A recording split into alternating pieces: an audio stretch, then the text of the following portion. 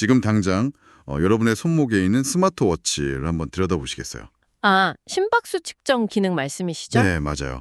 화면을 가볍게 톡 치면 심박수가 뜨잖아요. 1분에 딱 70번, 1초에 한 번씩 아주 규칙적으로 툭, 툭, 툭 뛰고 있죠. 네, 다들 그런 숫자를 보면 안심하곤 하죠. 그렇죠. 우리는 보통 이런 완벽한 규칙성을 보면 아, 내 몸이 건강하구나 이렇게 생각합니다. 한치의 오차도 없이 템포를 맞추는 메트로놈이나 정밀하게 세팅된 스위스 시계처럼 내 몸이 고장 없이 완벽하게 작동하고 있다고 믿으니까요. 하지만 만약에 그 완벽한 규칙성이 사실은 건강의 증거가 아니라면 어떨까요? 네, 건강의 증거가 아니라고요? 네, 오히려 당신의 몸이 한계에 다다랐다는 가장 치명적인 위험 신호일 수도 있습니다. 와, 잠깐만요. 위험 신호라고요?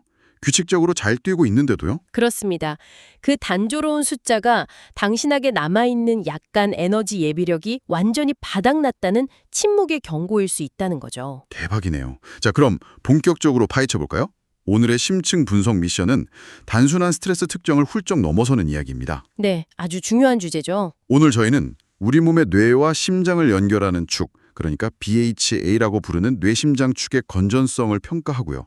부신의 수명을 예측하는 정밀기능의학의 핵심 도구를 파헤쳐 볼 겁니다. 바로 심박변이도 HRV의 최신 임상 지침입니다. 사실 이게 단순한 건강상식이 절대 아니거든요. 맞아요. 지금 듣고 계신 여러분의 몸이 만성질환이라는 절벽으로 향하고 있는지 아니면 유연하게 회복하고 있는지를 알려주는 의료계의 최신 통합 매뉴얼이죠. 이 지침이 의료계에서 큰 의미를 가지는 이유가 있어요. 질병이 겉으로 드러나기 훨씬 이전의 상태를 포착해주기 때문입니다. 질병이 생기기 전이요? 네, 기능이 서서히 무너져 내리는 과정을 아주 정밀한 수학적, 생리학적 데이터로 잡아내는 거죠. 우리 몸을 일정하게 유지하고 외부 자극에 방어하는 자동 조절 시스템 있잖아요. 아, 교감신경이랑 부교감신경 말씀이신가요? 정확합니다. 그 두 신경의 팽팽한 줄다리기를 심장 박동 사이의 찰나의 시간 간격을 통해 읽어내는 게 바로 심박 변이도입니다. 그러니까 심장 박동과 박동 사이의 미세한 시간 차이, 즉 변이성을 본다는 거군요. 여기서 우리는 건강한 심장에 대한 기존의 상식과 정면으로 부딪히게 됩니다. 네, 아까 메트로놈 비유를 하셨잖아요. 네, 완벽하게 규칙적으로 뛰는 심장이요. 그런데 심장이 이렇게 메트로놈처럼 규칙적으로 뛰면 안 된다는 건가요? 생명체는 톱니바퀴로 굴러가는 기계가 아니라는 점을 생각하셔야 합니다. 이것이 제기하는 중요한 문제는 기능의학적 관점에서 건강한 심장은 절대 일정한 간격으로 뛰지 않는다는 거예요. 일정한 게 나쁜 거다. 오히려 심박동 사이의 간격이 불규칙하고 복잡할수록 건강한 상태입니다.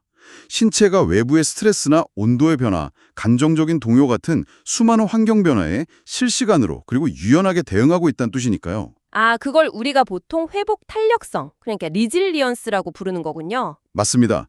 회복 탄력성이 높을수록 심장 박동은 더 다채롭게 변합니다. 잠깐만요. 심장이 불규칙하게 뛴다고 하면 보통은 그 부정맥 같은 심장 질환을 떠올리기 쉽잖아요. 그럼 병적인 불규칙성을 말하는 건 아니죠? 아주 중요한 지적이네요. 병적인 부정맥을 말하는 게 전혀 아닙니다.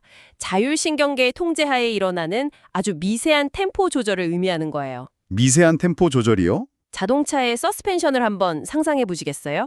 도로의 요초를 만났을 때 서스펜션이 위아래로 역동적으로 유연하게 움직여야 충격을 흡수하고 차체를 보호할 수 있잖아요. 그렇죠. 방지턱 넘을 때 부드럽게 넘어가려면 서스펜션이 쑥 들어가 줘야죠. 그게 변이성이 크다는 거군요. 네, 반대로 서스펜션이 꽉 굳어서 전혀 움직이지 않는다면 어떻게 될까요? 작은 돌멩이 하나만 밟아도 차체 전체가 부서질 듯 쾅쾅 흔들리겠죠. 승차감 최악이겠네요. 맞아요. 메트로놈처럼 단조로운 심장 박동은 바로 이 서스펜션이 완전히 굳어버린 상태를 의미합니다.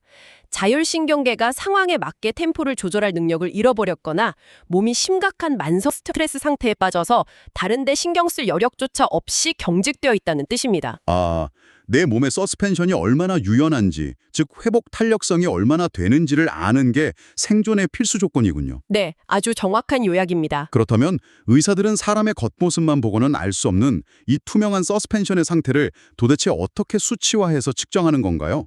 여기서 우리는 소스 자료에 등장하는 첫 번째 분석 도구로 넘어갑니다.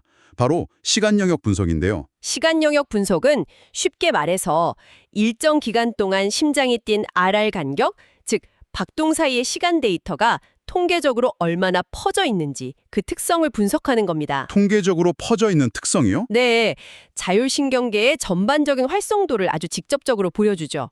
대규모 한국인 정상군 연구 결과를 보면 이 지표들은 노화가 진행됨에 따라 아주 뚜렷하게 선형적으로 감소하는 경향을 보입니다. 늙을수록 변이성이 쩐너든다는 거군요. 슬프네요. 사실이죠. 가장 기본이 되는 건 평균 심박동수, 민 HRT입니다. 성인 기준으로 1분에 60에서 90 bpm 사이가 정상이죠. 60에서 90. 만약 90을 넘어간다면 교감신경이 과하게 항진된 빈맥성 긴장 상태고요. 60 미만이라면 에너지가 고갈되어서 심장조차 느리게 뛰는 서맥성 피로 상태를 시사합니다. 60에서 90 사이라는 건 우리가 직관적으로 이해하기가 참 쉽네요. 그런데 제가 이 소스 자료를 보면서 가장 흥미로웠던 비유가 하나 있어요. 어떤 비유 말씀이신가요? 바로 스트레스 그릇이라는 개념인데요. 이 그릇의 크기를 재는 지표가 SDNN이라고 나와 있더라고요. 전체 RR 간격의 표준 편차라고 하던데 수학적인 용어는 빼고요. 네, 복잡한 수학은 빼고 가시죠. 이게 제가 일상에서 느끼는 감각이랑 어떻게 연결되는지 한번 맞춰보겠습니다. SDNN 수치가 30ms 이상이면 내 몸에 스트레스 그릇이 넉넉해서 직장 상사가 갑자기 말도 안 되는 업무를 던져도 마음속의 파동만 살짝 잃었다가 금방 평정심을 되찾는 상태인 거죠. 오, 정확합니다. 반면에 이 수치가 20ms 미만으로 뚝 떨어졌다는 건 내 그릇이 얕은 간장 종지처럼 작아졌다는 뜻이고요. 간장종지 비유 아주 좋네요. 그래서 평소 같으면 그냥 웃어넘길 사소한 농담이나 출근길의 가벼운 교통체증에도 물이 넘쳐오르듯 폭발해버리고 극도로 지치게 된다. 이렇게 이해하면 될까요? 와, 그 비유를 실제 생리학에 적용해보면 완전히 정확히 맞아떨어집니다.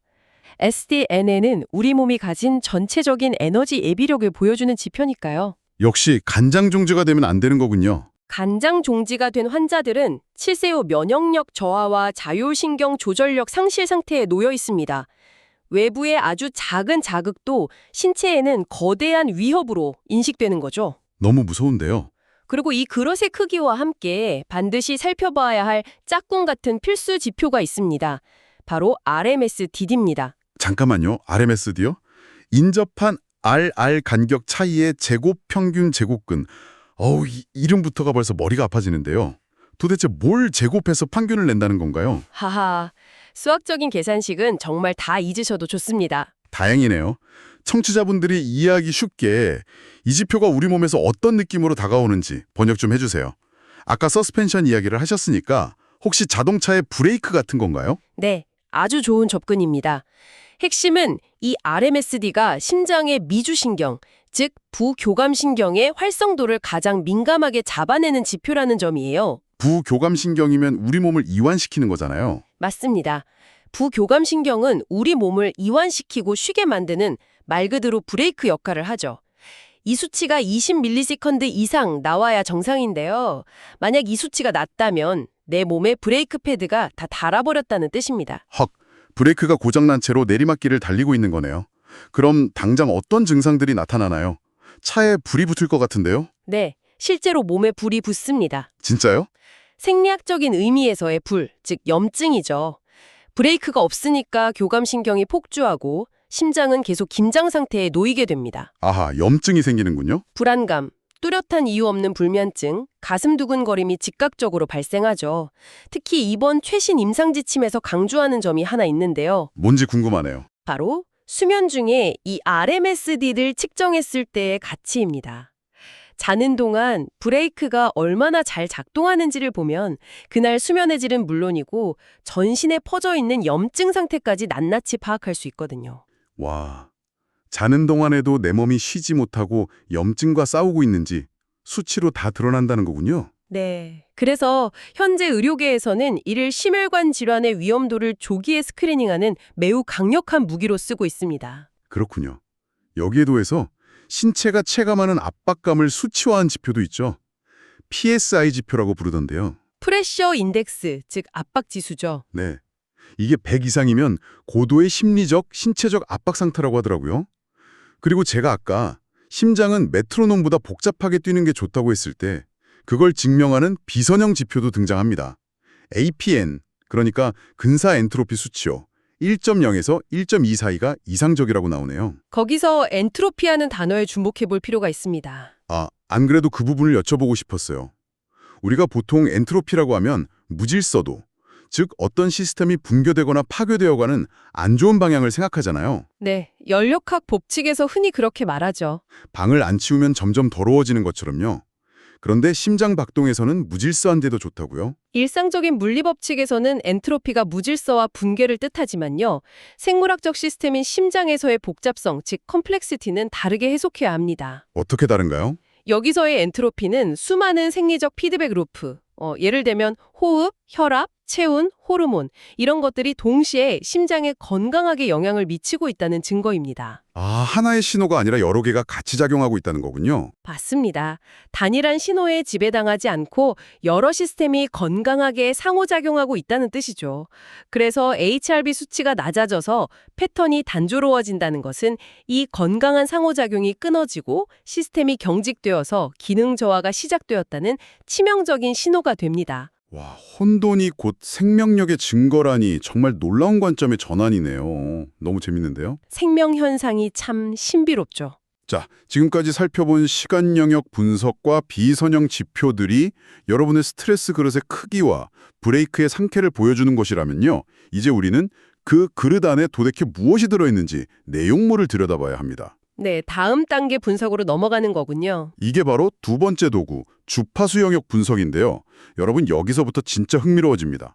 믹서기에 갈려있는 과일 스무디를 다시 딸기, 바나나, 사과로 분리해내는 것처럼 심장의 리듬을 주파수 대역별로 쪼개는 거죠. 네, 교감신경과 부교감신경이 어떤 비율로 섞여서 에너지를 내는지 분해해보는 겁니다. 어떤 대역들이 존재하나요? 주파수 분석은 심박 변동 파형의 에너지를 파워 스펙트럼 밀도로 변환해서 총 4가지 주요 대역으로 나눕니다. 네 가지요? 첫 번째는 뭔가요? 첫째는 TP, 토탈 파워입니다. 쉽게 말해 배터리의 총량이라고 보시면 됩니다. 자율신경계의 총체적인 활성도와 면역 능력을 나타내며 1000 이상이어야 건강한 상태입니다. 1000 ms 제곱 이상이 정상. 기억해두겠습니다. 둘째는요? 둘째는 VLF, 초저주파입니다. 이건 교감신경이나 부교감신경보다 더 거시적인 영역, 즉 체온 조절이나 전반적인 호르몬 균형을 반영하죠. 아하, 큰 그림을 보는 지표군요. 셋째는요? 셋째는 HF, 고주파입니다. 아까 시간 영역에서 본 RMSSD와 같은 맥락으로 미주신경, 즉 부교감신경의 활성도와 안정도를 보여줍니다. 이게 아까 말씀하신 브레이크 기능인 거죠? 맞습니다. 그리고 마지막으로 이 두 신경의 균형도를 보는 LFHF 비율이 있습니다. 0.5에서 2.0 사이가 정상인데 2.0을 넘어가면 교감신경이 엑셀을 너무 밟은 상태고요. 0.5 미만이면 부교감신경이 과잉되어서 아예 시동이 꺼진 무기력증 상태를 의미합니다. 배터리 총량인 TP, 거시적인 VLF, 브레이크인 HF, 그리고 균형도인 LFHF 비율. 아주 깔끔하게 정리가 되네요. 네, 이게 기본적인 주파수 대역들이죠. 그런데 잠깐만요. 방금 네 가지 대역이라고 하셨는데 제가 하나를 빼먹은 것 같아요. LF, 그러니까 저주파 대역에 대한 설명이 중간에 빠졌는데요. 오, 아주 예리하십니다. LF는 그냥 단순히 엑셀 페달, 즉 교감신경이 얼마나 밟히고 있는지를 보여주는 거 아닌가요? 사실 그게 의학계에서도 오랫동안 가졌던 가장 큰 오해입니다. 여기서 정말 흥미로운 점은 이번 최신 임상지침에서 가장 혁신적인 발견이자 하이라이트가 바로 그 LF 대역에 대한 재해석이라는 거예요. 죄석이요? 네, 전통적인 교과서에서는 질문하신 대로 LF를 단순히 교감신경의 활성도로만 뭉뚱그려 가르쳤습니다. 하지만 최신 대규모 임상 데이터들은 완전히 다른 이야기를 하고 있죠. 엑셀 페달이 아니었다고요? 그럼 LF가 도대체 뭘 불어준다는 건가요? 놀랍게도 LF 대역은 신체의 근본적인 활력, 특히 부신에서 분비되는 젊음의 호르몬인 DHEA 수치와 매우 직접적이고 높은 상관관계를 가지고 있다는 것이 입증되었습니다. 네, DHEA요? 노화 방지나 활력 제고를 이야기할 때 항노화 클리닉에서 항상 언급하는 그 호르몬 말씀이신가요? 네, 바로 그 호르몬입니다. 아니 어떻게 심장 박동의 미세한 주파수가 혈액 속에 떠다니는 호르몬 수치를 보여줄 수 있죠? 도무지 연결이 안 되는데요? 완전 다른 시스템 아닌가요? 그 의구심이 당연합니다. 저도 처음엔 놀랐으니까요. 하지만 이것이 바로 뇌의 심장축과 내분비계가 얼마나 긴밀하게 실시간으로 대화하고 있는지를 증명하는 아주 중요한 대목입니다. 실시간으로 대화를 한다고요? 네, 소스 자료에 포함된 결정적 데이터를 한번 보시죠. 한국 HRV 분야 최고 권위자가 약 300명의 환자를 추적 관찰한 임상 결과가 있습니다. 300명이나요? 나이, 성별, 체질령 지수 같은 호르몬에 영향을 줄 수 있는 모든 변수를 철저하게 통제하고 보정했어요. 그럼에도 불구하고 피를 뽑아서 측정한 혈중 DHA 수치를 가장 정확하게 대변하고 거울처럼 비춰준 자율신경 지표가 바로 심박변이도의 LF였습니다. 와, 300명의 변수를 다 통제했는데도 심박 데이터 하나가 체열 검사 결과를 예측해냈다는 거네요. 대단합니다. 정말 놀라운 결과죠? 그렇다면 내 검사 결과에서 LF 수치가 바닥을 치고 있다면 그건 어제 야근을 해서 피곤하다는 그런 가벼운 수준이 아니겠네요. 전혀 아닙니다. 내 몸의 부신이 완전히 지쳐서 젊음의 호르몬 자체를 생산하지 못하는 심각한 부신 기능 저하 상태라는 뜻이군요. 아, 그 통찰이 정확히 맞습니다. 시간 영역의 SDNN이 우리의 겉보기 스트레스 그릇의 크기라면요. 주파수 영역의 LF는 그 그릇을 단단하게 유지해주는 근원적인 콘크리트, 즉 부신의 생명력 그 자체를 보여주는 생리학적 증거입니다. 정말 소름 돋는 연결고리네요. 그렇죠. 인체는 정말 유기적으로 연결되어 있습니다. 자, 이제 우리는 심박 변이도의 핵심 지표들이 무엇을 의미하는지 완벽하게 이해했습니다. 그렇다면 이 수치들이 청취자 여러분의 실제 일상생활 속에서 거대한 스트레스를 만났을 때 시간이 지남에 따라 어떻게 붕괴되어 가는지 살펴볼 차례입니다. 네, 질병으로 가는 과정을 추적해보는 거죠. 이 자료에서는 질병이 발현되기 이전의 기능 저하 상태를 총 4단계 매트릭스로 나누어 설명하고 있습니다. 듣고 계신 여러분, 지금 여러분의 몸 상태는 어디쯤에 위치해 있는지 한번 상상해 보시기 바랍니다. 기능의학의 궁극적인 목표는 질병이 하는 낭떠러지로 떨어지기 전에 브레이크를 밟는 것입니다. 그래서 이 4단계 스트레스 매트릭스 추적이 정말 중요하죠. 1단계부터 가볼까요? 제1단계는 급성 스트레스 반응기입니다. 원시 시대로 비유하자면 평화롭게 숲속을 걷다가 갑자기 거대한 호랑이를 마주친 상황이죠. 헉, 호랑이요. 당장 심장이 터질 듯이 쿵쾅거리고 동공이 확정되고 근육으로 피가 확 쏠리겠네요. 살기 위해 싸우거나 도망쳐야 하니까요. 맞습니다. Fight or Flight 반응이죠. 내가 생존의 위협을 감지했으니 부신이 미친 듯이 일하기 시작합니다.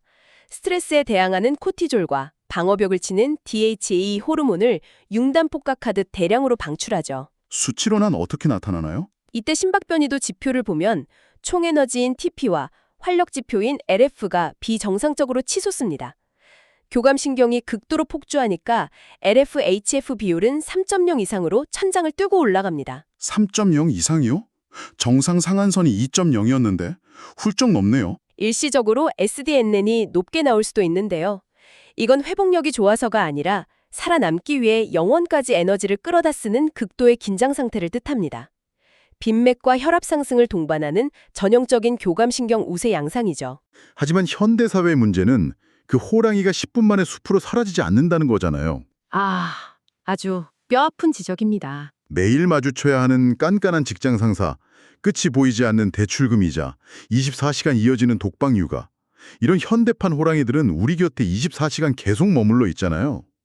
이 극도의 긴장 상태를 계속 유지해야만 한다면 우리 몸은 대체 어떻게 버티나요? 바로 그 지점에서 우리의 신체는 제2단계, 적응 및 저항기로 진입합니다.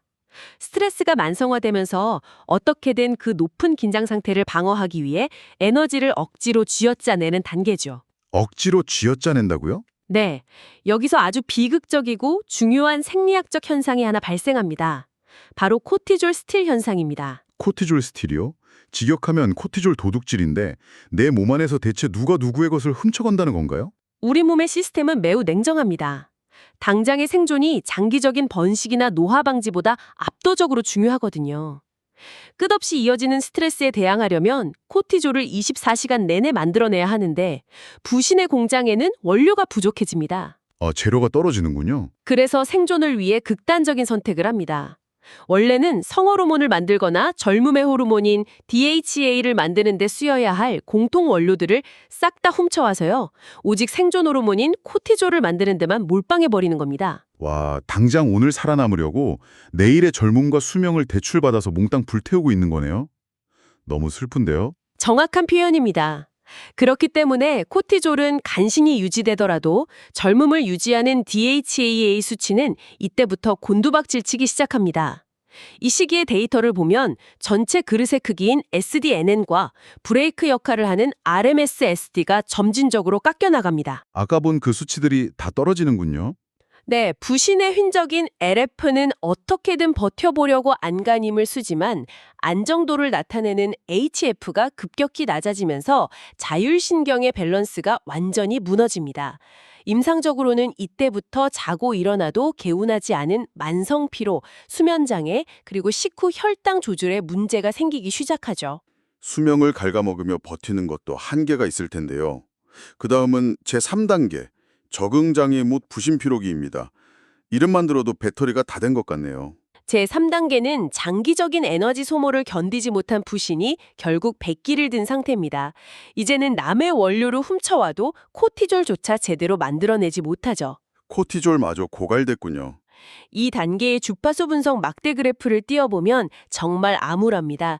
배터리 총량인 TP가 눈에 띄게 뚝 떨어지고 모든 대역, 그러니까 VLF, LF, HF가 전부 정상 범위의 바닥을 뚫고 내려가는 전반적 저하 양상을 보입니다. 그야말로 텅 빈 그릇이네요. 이쯤 되면 일상생활에서 어떤 느낌을 받게 되나요? 아주 구체적이고 괴로운 증상들이 나타납니다. 아침에 알람이 울려도 도저히 몸을 일으킬 수가 없어요. 뇌가 스스로 에너지를 내지 못하니까 즉각적인 포도당을 공급해주는 단 음식이나 카페인을 미친 듯이 갈구하게 됩니다.